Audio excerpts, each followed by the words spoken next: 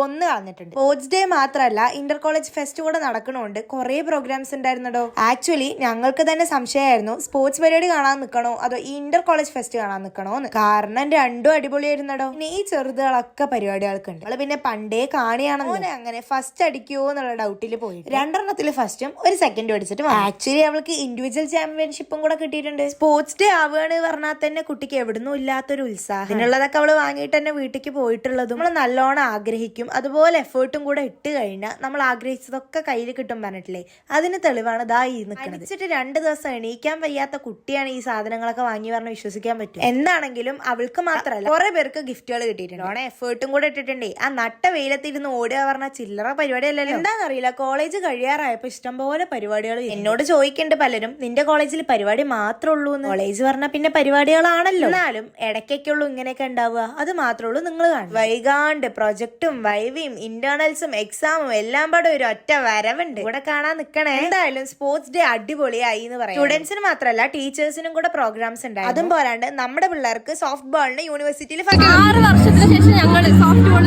കപ്പടിച്ചിരിക്കും.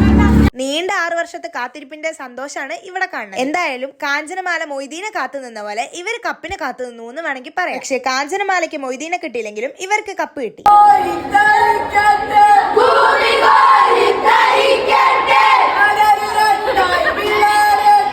കഷ്ടപ്പെട്ട് ഫസ്റ്റ് കിട്ടിയോണ്ട് തന്നെ എല്ലാരും അറിയണം എന്നാണല്ലോ അതിന്റെ ഒരു പരിപാടിയൊക്കെ കഴിഞ്ഞപ്പോ പാത്രവും ചട്ടിയും കലൊക്കെ പുറത്ത് കിടക്കുന്നുണ്ട്. ഞങ്ങൾ അറിയാണ്ട് അവിടെ എന്തോ ഒരു പരിപാടിയും കൂടെ നടന്നിട്ടുണ്ട്. ശനി ആ പരിപാടി എന്താന്ന് അന്വേഷിച്ച് പോയാൽ എന്റെ ബോട്ട് എന്തായാലും മുതലായി. ബസ് കോളേജ് കഴിയാറായോണ്ട് തന്നെ അടിപൊളി വീഡിയോസ് ആയിട്ട് വരുന്നുണ്ട്. അപ്പൊ ഫോളോ ചെയ്ത് കൂടെ കൂടിക്കോളൂ.